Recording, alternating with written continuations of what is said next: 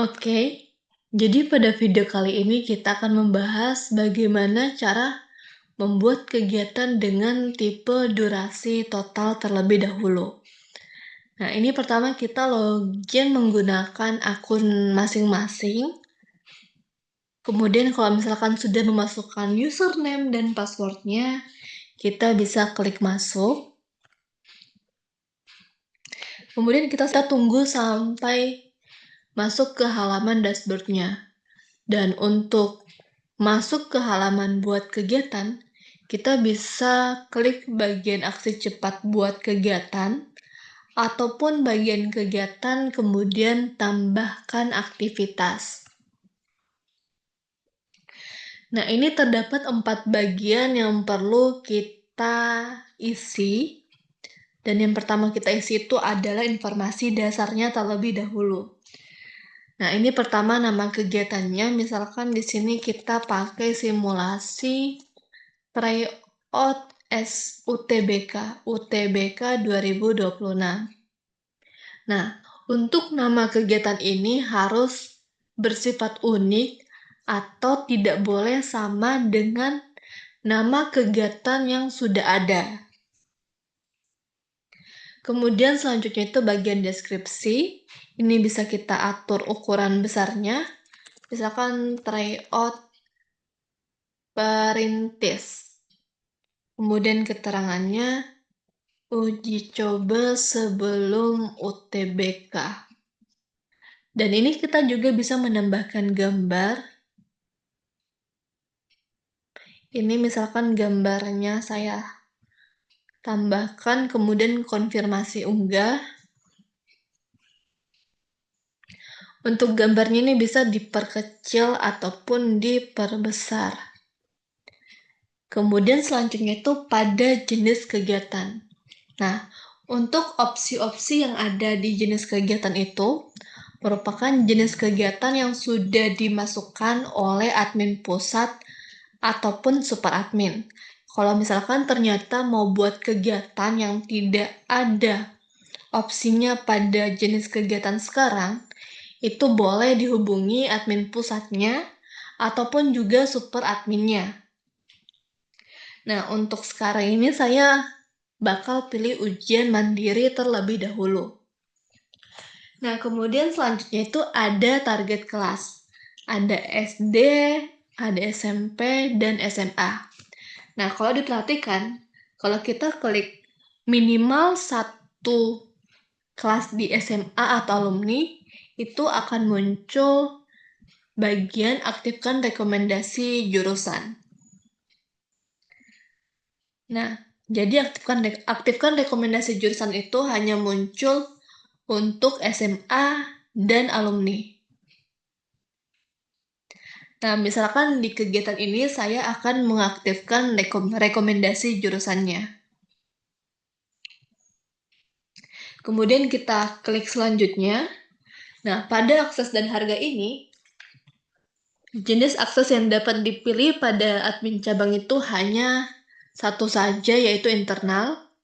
Kemudian peruntukan programnya itu bisa reguler ataupun super intensif. Kalau misalkan kita pilih untuk kegiatan ini itu super intensif, maka siswa JES yang reguler itu tidak bisa mengakses kegiatan kita. Begitupun juga kalau misalkan kita peruntukan programnya itu untuk reguler, maka siswa JES yang super intensif tidak bisa mengakses kegiatan kita.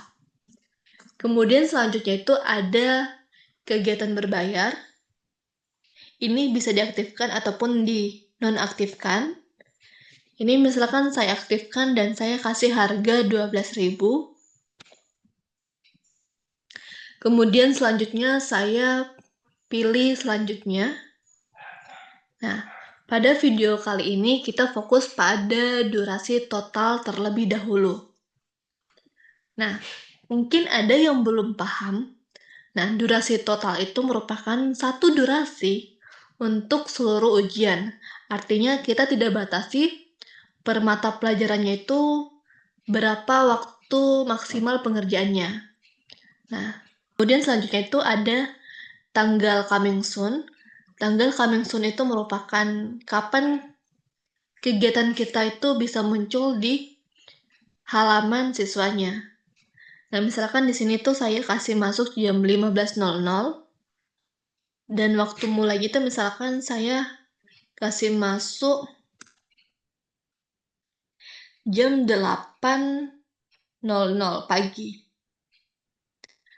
Nah, untuk pemisah jam dan menitnya itu kita pisahkan dengan titik 2. Kemudian misalkan waktu selesainya itu saya kasih sampai jam 16.00 atau mungkin lebih, atau gini saja, 23.59. Nah, kemudian durasi total pengerjaannya itu adalah misalkan 30 menit. Artinya ketika sudah memulai ujiannya, siswa itu mempunyai waktu 30 menit untuk menyelesaikan seluruh mata pelajarannya.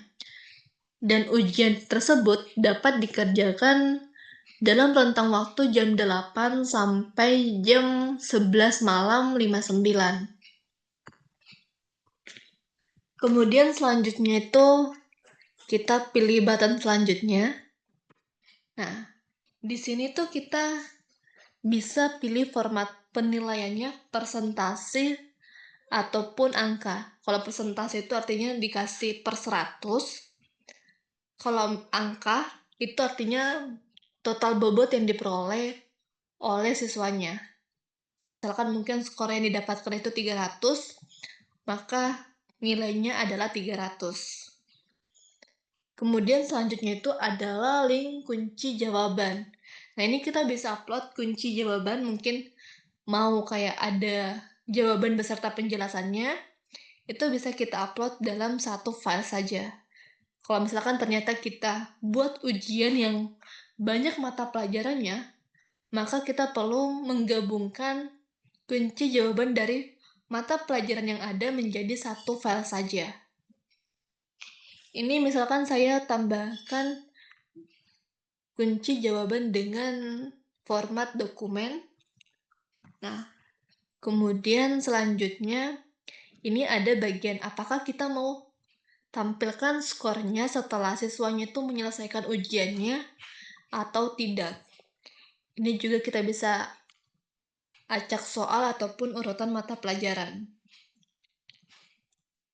Kemudian ini kita bisa tambahkan mata pelajaran, misalkan matematika dasar. Kemudian saya tambahkan lagi misalkan bahasa Indonesia. Nah, mungkin nilai minimumnya saya kasih 80 semua. Nah, oke. Kemudian bisa klik bagian buat kegiatan. Ini ada ringkasan dari apa yang kita masukkan datanya. Bisa klik buat kegiatan.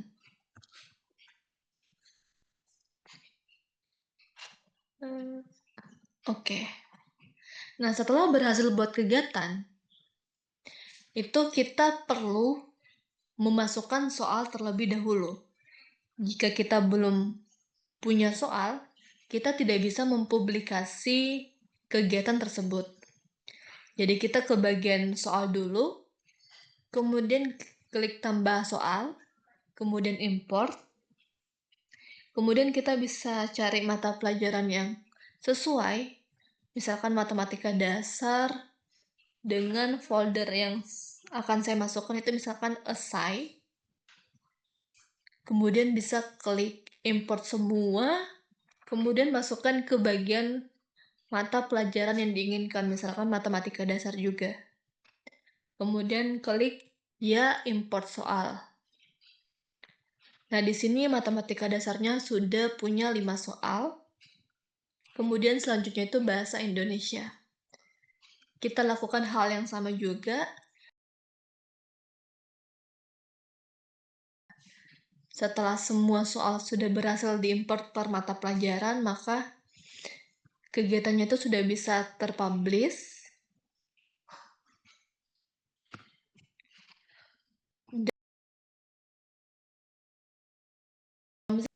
Oke, kalau misalkan kita sudah import soalnya, nah untuk kegiatan internal itu kita perlu klik tambah peserta untuk siswa dapat mengakses kegiatan kita. Jadi kita bisa klik tambah peserta terlebih dahulu.